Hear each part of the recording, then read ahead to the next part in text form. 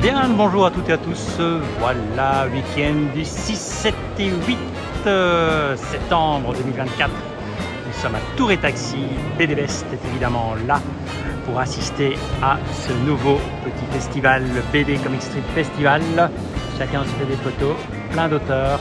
Donc, nouvelle petite palette plutôt capsule de derrière la palette en ce superbe samedi bien ensoleillé. Nous sommes, vous ne le savez pas encore, donc vous allez deviner, BD Comic Strip Festival Tour et Taxi, et nous allons recevoir un monsieur BD par excellence. Son parcours est exceptionnel, je suis très heureux de l'accueillir, un peu ému et impressionné.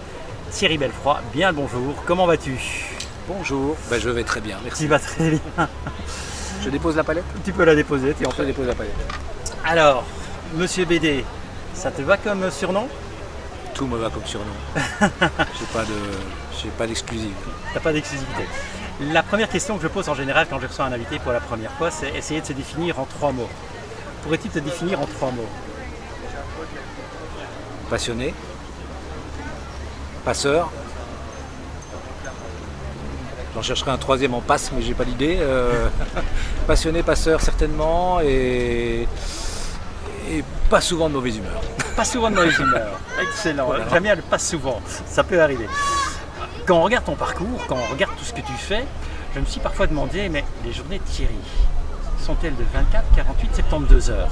Comme tout le monde. J'ai la même montre que vous, le même horaire que tout le monde, si ce n'est que, effectivement, en fait, mes loisirs et mon temps professionnel souvent se confondent.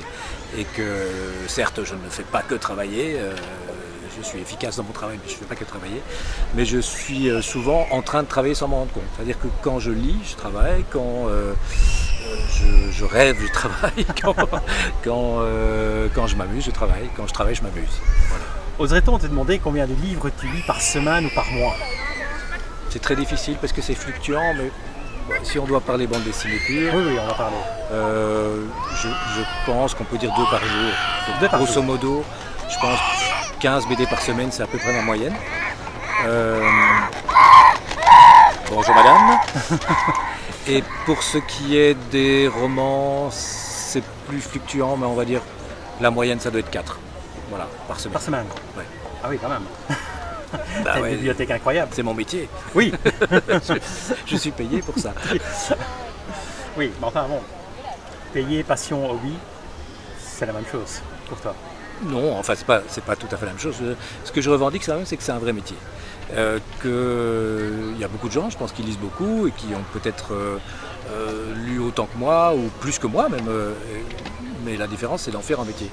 Et en faire un métier, c'est avoir un avis sur ce qu'on lit, c'est comprendre comment on peut transformer ça de quelque manière que ce soit. Donc ça peut être tantôt en podcast, tantôt dans une émission radio ou en télé, tantôt en interview avec des auteurs et avoir des questions à leur poser qui ne soient pas trop stupides, tantôt en exposition, tantôt en livre d'interview, enfin tout est possible. Mais c'est chaque fois une manière de professionnaliser entre guillemets les lectures que j'ai. Et c'est pas la même chose à partir du moment où on lit pour en faire ça que quand on lit pour son plaisir et son bonheur. Et il y a des jours où on lit parce qu'on doit lire, il y a des jours où on lit et on n'en peut plus. Et la première chose que je fais d'ailleurs en général en fin de saison de mon émission littéraire télé, c'est ne plus lire de romans pendant au moins 3 semaines. J'ai besoin de cette cassure et de me dire ok, la BD j'arrête jamais. Mais le roman, il y a un moment où j'ai besoin de souffler un bon coup parce qu'il y a des tas de moments où on lit parce qu'il faut. Voilà. Alors, on va revenir un peu à la BD. Question, on va un peu se replonger dans ton passé très ancien. Te rappelles-tu encore de la première BD que tu as lue? Non, évidemment pas. Ou c'est la première qui t'a marqué? Je sais que enfant, j'ai énormément aimé Les Tuniques Bleues, j'ai énormément aimé le Scrameustache, des séries que j'ai même jamais relues. Mais la première, je pourrais pas dire. Moi, c'est plus en fait le magazine Spirou qui a été le premier magazine, et puis Tintin, puisque j'ai lu les deux. J'ai eu la chance après d'avoir des cousins qui étaient des cousins beaucoup plus âgés que moi, qui avaient 10 et 15 ans de plus que moi respectivement. Et à deux, ils achetaient tous les magazines des années dorées. Donc il y avait Métal, il y avait À suivre, il y avait Fluide, il y avait L'écho des savanes, il y avait enfin tout. Et j'ai eu la chance, en allant chez ma tante régulièrement, de découvrir des tas de choses qui n'étaient pas du tout de mon âge et d'avoir entre les mains des livres bizarres, parce qu'en plus ils découpaient les pages dans les magazines et ils faisaient le livre eux-mêmes à partir des pages découpées mois après mois, et donc il y avait des piles entières quand j'arrivais comme ça, des très hautes piles de plus d'1 mètre. Reliés avec des reliures spirales qu'on met, voilà, qu'on met pour les syllabies.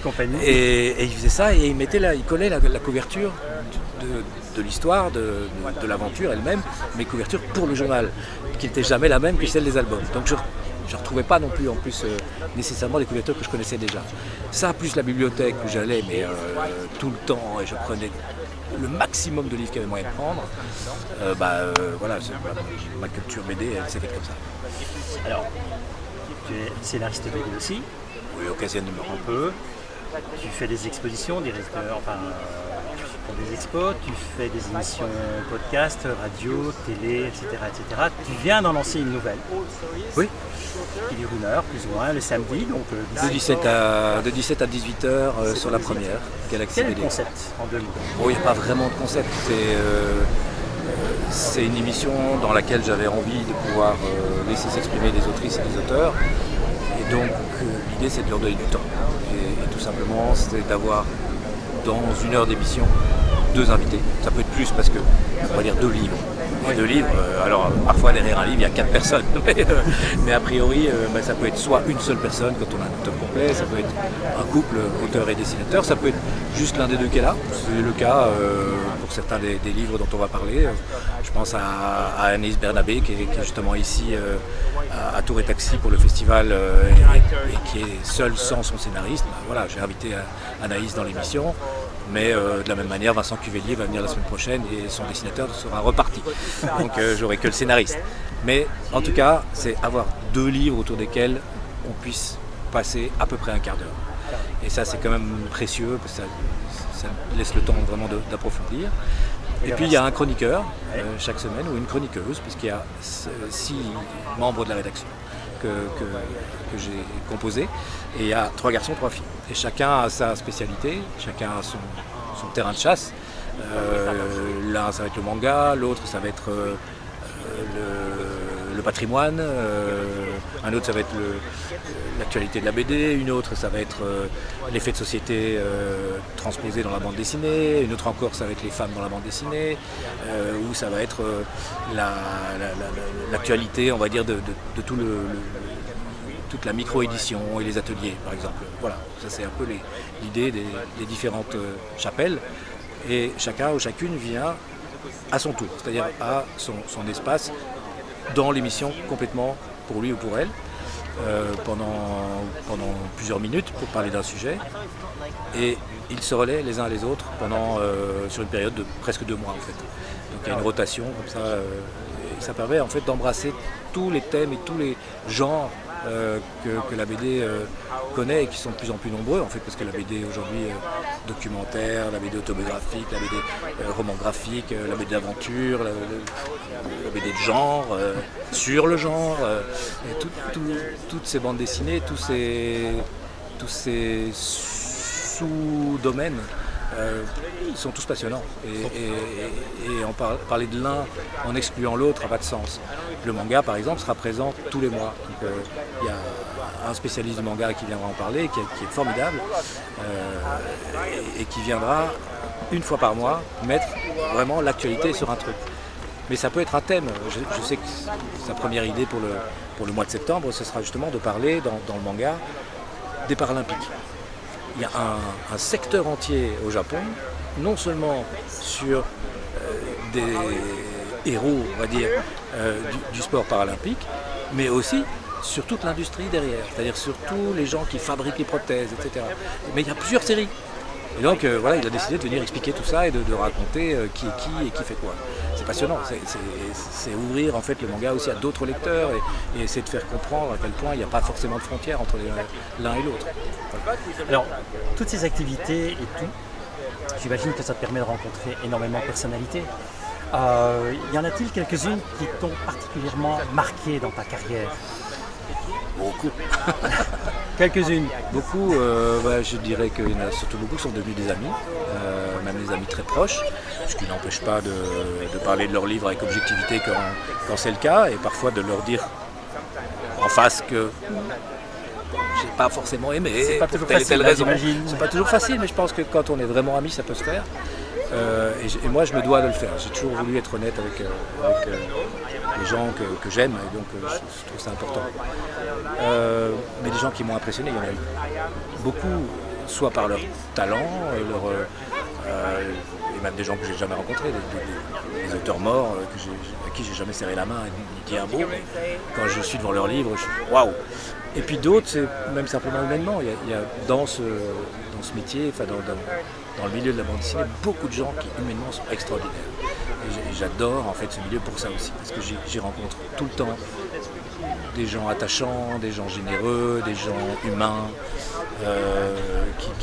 qui mettent leur trip sur la table. Enfin, je vois encore des bouquins là en cette rentrée, le bouquin d'Aude Mermillot, Éclore, le bouquin d'Alice Garin. C'est des livres qui sont vraiment d'une sincérité, d'une puissance et d'une intelligence émotionnelle. On n'aurait pas cru ça possible il y a encore 20 ans. Voilà. Ils ne sont pas tous facilement accessibles. Moi, j'ai essayé de rentrer dans Éclore. Ah, pour moi, c'est très accessible. Mais bon. Oui, j'avoue que mais c'est tellement frappant de vérité, on a l'impression d'être à sa place. Oui, Et il faut oser faire ça. Donc voilà. Ouais. Y a-t-il encore des projets que tu aimerais réaliser mais que tu n'as pas encore eu le temps de faire si tu avais un peu Oui, plus de temps? plein, évidemment. J'ai plein de scénarios qui traînent dans ma tête que j'ai pas pu écrire faute de temps. J'ai toujours rêvé de faire une émission en télé, en bande dessinée, mais c'est beaucoup trop compliqué. Plein d'expos qui sont soit dans le tube jusqu'en fin 2026, il y a des projets, soit aussi dans ma tête, voilà, et qui ne seront peut-être pas. Je mourrai avant d'avoir fini tout ce que j'ai déjà maintenant dans la tête. Faut pas demander quand je serai mort le nombre de trucs que j'aurais ajouté. Mais c'est comme ça que j'ai toujours vécu, et je pense que c'est ce qui ramène au début de ton interview. C'est le premier mot, c'était passion. Ben voilà, il est là, ce mot passion, et c'est lui qui gère ma vie à ma place. Je suis véritablement au service de ma passion. Alors on essaie de ne jamais dépasser plus ou moins le quart d'heure, on y est déjà, ça n'a pas l'impression comme ça? Je suis bavard, je sais. Non, c'est que justement ça passe vite quand on a beaucoup de choses à se dire. Quelle est la question? Tu es quand même journaliste, tu es chroniqueur toi-même, tu as l'habitude en général de te trouver de l'autre côté. Ouais. Quelle est la question que tu aurais aimé ou que tu aimerais qu'un jour on te pose en tant que chroniqueur ou d'homme de culture ou d'homme tout court et que l'on ne t'a encore jamais posé? Parce que je ne suis pas chronique à te faire une interview. Eh ben, elle me vient pas comme ça. D'abord, je suis rarement de ce côté-ci. C'est-à-dire quand je suis en promo soit d'une expo ou d'un livre, on m'interviewe, mais c'est quand même pas C'est pas toi le sujet. c'est pas le plus courant dans ma vie. Je suis plutôt de l'autre côté et j'aime bien ça. Du coup, j'ai pas de frustration par rapport aux interviews que j'ai pu faire dans ma vie. Et quelle est la question que j'aimerais qu'on me pose? Est-ce que lire rend heureux? Et la réponse est? La réponse est oui. Forcément. C'est un peu là-dessus que l'on va s'écouter. Donc effectivement, le livre rend heureux, la BD encore plus. Alors, vous évidemment, vous connaissez le principe. C'est pas terminé, le festival c'est encore demain. De toute manière, après ça, il y a plein d'expos. Pour l'instant, il y en a 2 superbes à Bruxelles. N'hésitez pas à y aller. Chez Champaca, La Bête, Franck P. Chez Bertie Brun, cinéma avec notamment notre ami David Merveille. Voilà, il y a plein de choses, la BD. Profitez-en, il fait beau. Et quoi qu'il en soit, je vous souhaite un excellent week-end. Thierry, au revoir. Et en tout cas, un tout grand merci pour ce petit quart d'heure. C'était un plaisir.